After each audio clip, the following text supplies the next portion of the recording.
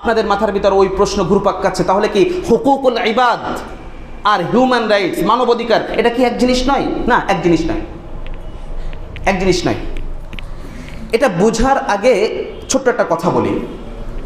এই যে অধিকার, অধিকার আসলে কে দিবেন? অধিকার দেওয়ার আসলে সত্তাকে, মালিককে?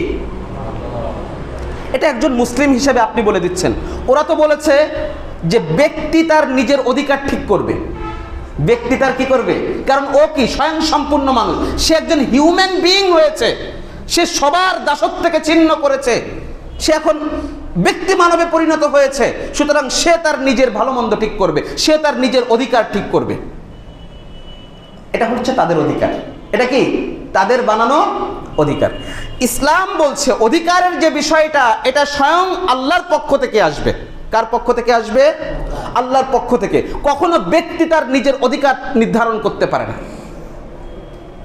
সে যদি মুসলিম হয়, নিজেকে মুমিন দাবি করে, মুসলিম দাবি করে, তাহলে এমন প্রত্যেক ব্যক্তির জন্য এই বিশ্বাস রাখতে হবে যে আমার যে ক্ষেত্রে যে অধিকার আল্লাহ দিয়েছেন সেটাই সুসাব্যস্ত, সেটাই ইনসাফ, সেটাই প্রকৃত সত্য। এটা তাকে বিশ্বাস করতে হবে। তাহলে অধিকার ইসলামে কার জন্য অধিকার দেওয়ার মালিক কে? আল্লাহ। পৃথিবীতে কোনো ব্যক্তি তার নিজের অধিকার ঠিক করতে পারে? কোনো সংস্থা ব্যক্তির অধিকার ঠিক করতে পারে? এই অধিকারগুলো কার পক্ষ থেকে আসবে? আল্লাহর জন্য। নারী হিসেবে ইসলাম যে অধিকার দিয়েছে, আল্লাহ যে অধিকার দিয়েছে, সেটাই তার জন্য ইনসাফ। একজন পুরুষ হিসেবে, স্বামী হিসেবে বা যে কোনো হিসাবে ইসলাম তাকে যে অধিকার দিয়েছে, সেই অধিকারই চূড়ান্ত সুসাব্যস্ত এবং সেটাই ইনসাফের বিধান। এই বিশ্বাস রাখতে হবে প্রত্যেককে। ইসলাম শুধু মানুষ মানে আপনার মুসলিমদের জন্য অধিকার দেয় নাই, অমুসলিমদেরকেও ইসলাম অধিকার দিয়েছে। সুতরাং সেই অধিকারও সংরক্ষিত থাকবে। আল্লাহর দেওয়া সেই অধিকারের ভিতর হস্তক্ষেপ করা যাবে না। বুঝতে পেরেছেন কথা? আমার কথা বুঝতে পেরেছেন? এবার আসেন, তাহলে অধিকারের বিষয়টা কার কাছে সংরক্ষিত? এটা ক্লিয়ার হওয়ার পরে আমরা এটা বুঝবো সংক্ষেপে যে কেন হিউম্যান রাইটস আর কোরআনের দেওয়া যে মানবাধিকার, মানে কোরআনের দেওয়া যে কি হুকুকুল ইবাদ, বান্দাদের অধিকার, এটা কেন এক নয়, এটা কেন আসলে এক জিনিস নয়, এর মাঝে কেন মানে যোজন যোজন ফারাক রয়েছে। একটা উদাহরণ দিয়ে বোঝাই, কারণ আলোচনা, মৌলিক আলোচনা করে বোঝানো এখন একটু কষ্টসাধ্য হয়ে যাবে। এই জন্য উদাহরণ দেই, এটা বুঝে আসবে। মনে করেন দুইজন ছেলে, তারা পারস্পরিক বিবাহ করতে চাচ্ছে। একটা ছেলে আর একটা ছেলেকে বিবাহ করবে, এই অধিকার তাদের আছে কিনা? আচ্ছা, এটা বলার আগে আপনারা যারা বলবেন যে এটা কোনো কথা হলো, এটা কেমন বিষয়, এই যে কথাগুলো যারা বলবেন তাদের কাছে বলি, বর্তমান বহু দুনিয়ার বহু রাষ্ট্রে এমন বিবাহ হচ্ছে কিনা? এটা প্রচারিত হচ্ছে কিনা মিডিয়াতে? হচ্ছে। এটা একটু জানেন, একটা মেয়ে সে একটা কুকুরকে বিবাহ করতেছে, এটা প্রচারিত হচ্ছে, ঘটা করে হচ্ছে। একটা মেয়ে সে নিজেকে নিজে বিবাহ করতেছে, যে সে আয়নার সামনে দাঁড়ালে সে নিজের প্রেমে পড়ে গেছে, এখন সে নিজেকে নিজে বিবাহ করে, সে নিজের সাথে নিজে প্রেম করে। এই যে সব আজগবি যত সব চিন্তা ভাবনা, এই সমস্ত চিন্তা ভাবনার অধিকার তার আছে কি নাই একটা প্রশ্ন উঠলো। অথবা দুইটা মেয়ে তারা বিবাহ করবে পারস্পরিক, এটাও আমাদের পার্শ্ববর্তী রাষ্ট্রে আছে। তো এরকম বিবাহের অধিকার সমাজে উঠলো, যে এই অধিকার তাদের আছে কি নাই। একজন মুমিনকে প্রশ্ন করা হলো, মুমিন কোরআনের আলোকে, অথবা একজন আলিমকে জিজ্ঞেস করা হলো, সে তার কাছে থাকা ফিকহ ইলম যা আছে তার আলোকে সে বলল যে কোনো অবস্থায় এটা জায়েজ নাই, কারণ ইসলামী শরিয়ত এই বৈধতা তাকে দেয় নাই। বুঝতে পেরেছেন? কিন্তু এটা হলো কি হুকুকুল ইবাদ, তার মানে এটা আল্লাহর দেওয়া হক নাই, এমন হক আল্লাহ দেন নাই। এখানে হুকুকুল ইবাদের কোনো বিষয় নাই। বুঝে যাচ্ছে? লঙ্ঘনের তো প্রশ্নই আসে না। আল্লাহ অধিকার যদি থাকে, সেটা যদি না দেওয়া হয় তখন লঙ্ঘনের প্রশ্ন আসে। কিন্তু যদি কারোর অধিকারই না থাকে, মনে করেন আপনার বাড়ির যে সম্পত্তিটা আছে, আপনার নিজস্ব সম্পত্তি, আমি এখানে দাঁড়ালাম যে আমি ওই সম্পত্তি থেকে অধিকার বঞ্চিত, আমাকে অধিকার দেওয়া হচ্ছে না, তা আমাকে কি করবেন আপনারা? পাগলা করে দিয়ে আসবেন না যদি মাথা ঠিক না থাকে? আর ঠিক থাকলে কি করবেন? বুঝতে পারছেন বিষয়টা? তো সেটাকে অনধিকার চর্চা বলা হয়। তো আল্লাহ তো অধিকারই দেয় নাই, সুতরাং স্বাভাবিকভাবে একজন মুসলিম বলবে কি এটার কোনো সুযোগ নাই, আলিম বলবে এটার কোনো সুযোগ নাই। দাঁড়ান, এখানে যারা বলছেন যে হিউম্যান রাইটস, ওদের আছে হিউম্যান রাইটস, আমাদের আছে এইটা, এই কথা যারা বলবেন তারা একটু চিন্তা করেন এবার যে হিউম্যান রাইটসের কাছে জিজ্ঞেস করি যে এটা তাদের অধিকার আছে কিনা। হিউম্যান রাইটসের কাছে বলছে ওই যে স্বাধীনতা, মনে আছে তো, মনে আছে স্বাধীনতা, মনে আছে তো, ওই যে স্বাধীনতা তাদের কাছে, যে স্বাধীনতা, অবাধ স্বাধীনতা, তাদের সংজ্ঞায় স্বাধীনতা, এই হিউম্যান রাইটসের স্বাধীনতার আলোকে ব্যক্তি অন্যের ক্ষতি না করে, আবার বলছেন ব্যক্তি অন্যের ক্ষতি না করে নিজের ব্যাপারে যে কোনো সিদ্ধান্ত নেওয়ার ক্ষেত্রে সে স্বাধীন, অন্যের ক্ষতি করতে পারবে না সে। এখন দুইজন সম্মতি হয়ে করতেছে, তাহলে দুজন দুজনের ব্যাপারে সিদ্ধান্ত নিয়েছে, তারা স্বাধীন এই ব্যাপারে। বুঝতে পেরেছেন?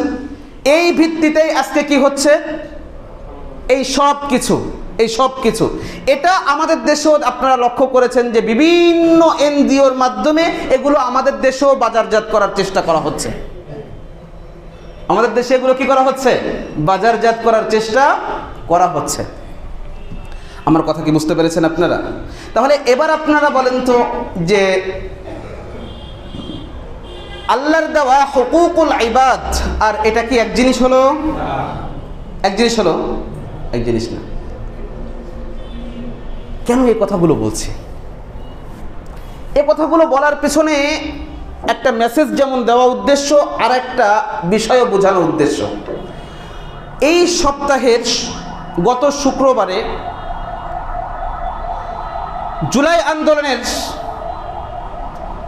একজন অগ্রসেনা, জুলাই যে অভ্যুত্থান হলো, সামনের সারিতে থাকা একজন যোদ্ধা, এবং সব থেকে জুলাই পরবর্তী গুরুত্বপূর্ণ যে অংশটা হলো, জুলাই পরবর্তীতে জুলাইকে যারা আগলে রেখেছে বা আগলে রাখতে চাচ্ছে, তাদের ভিতর অন্যতম শরীফ ওসমান হাদি ভাই, যিনি এখন আমাদের মাঝে আর নাই।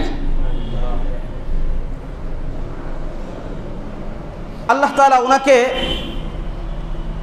ক্ষমা করে শাহাদাত এবং তাকে শহীদ হিসেবে কবুল করেন। এই ঘটনা ঘটার পরে তখনও মেডিকেলের ভাষায় কিছুটা জীবন তার ভিতরে ছিল আর কি। তো এই অবস্থায় আমাদের দেশের উনি কি যেন ইসি মনে হয় নাকি, সিসি, তো উনি বললেন যে এগুলো সাধারণ ব্যাপার, এগুলো কি নির্বাচনকে কেন্দ্র করে, এগুলো বিচ্ছিন্ন ঘটনা, এগুলো স্বাভাবিক, এগুলো দু একটা খুন খারাপই হবে।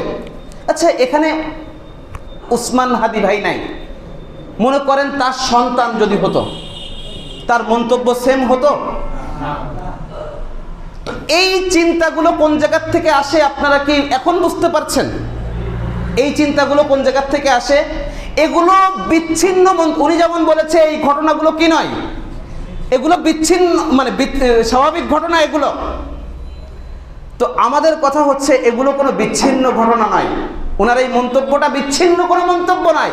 এগুলো ওই যে কালচারাল এলিট রয়েছে, আন্তর্জাতিক যে এলিট রয়েছে, এবং তাদের বানানো যে দর্শন আইন রয়েছে, সেগুলোর কাছে ব্যক্তি যখন নিজের মগজকে, নিজের মেধাকে ইজারা দেয়, তখন ব্যক্তির মাথার থেকে এমন মন্তব্য বের হয়, ব্যক্তির মুখের থেকে এমন মন্তব্য বের হয়, এছাড়া বের হতে পারে না, এছাড়া বের হতে পারে না। আজকে যেই মানুষটা তাকে হত্যা করেছে বলে সব ভিডিও ফুটেজ দেখে এটা প্রমাণিত ধরা হচ্ছে, সেই মানুষটাকে তো অ্যারেস্ট করা হয়েছিল অস্ত্রসহ। জুলাইয়ের পরে অস্ত্রসহ এই মানুষটাকে অ্যারেস্ট করা হয়েছিল, অথচ এর জামিন হয়ে গেল, এর জামিন হয়ে গেল। আর এখনো পর্যন্ত সেই ফ্যাসিস্ট রেজিমের আমলে মুসলিমদের উপর মিথ্যা মামলা দেওয়া, 6 মাস আগে তাকে গুম করা হয়েছে, এরপরে কিছু মোবাইল, কিছু ডিভাইস, এগুলো সামনে দিয়ে বিস্ফোরক অস্ত্র পাওয়া গেছে, অথবা ফাজাইলে আমলকে সামনে দিয়ে জঙ্গি বই পাওয়া গেছে, এমন নাটক সাজিয়ে যেই মিথ্যা মামলাগুলো দেওয়া হয়েছিল, তার জন্য এখনো অনেক উলামা ইকরাম, মাদ্রাসার ছাত্র, বিভিন্ন বিশ্ববিদ্যালয়ের ছাত্ররা এখনো পর্যন্ত জেলখানায় রাজনৈতিক নির্দিষ্ট পরিচয় না থাকার জন্য তারা জামিন পাচ্ছে না। তাহলে এই অস্ত্র সহ অ্যারেস্ট হওয়ার পরে তাদের জামিনের ব্যবস্থা কারা করলো? এই জমিনে তাদের বিচার আগে হতে হবে। এরাই মৌলিকভাবে জুলাইকে বিক্রি করেছে। হাজার হাজার ছাত্র জনতা জীবন দিয়েছে, সাধারণ মানুষ জীবন দিয়েছে, এরপরে যারা জুলাইকে নিয়ে ব্যবসা করেছে, মৌলিকভাবে এই সমস্ত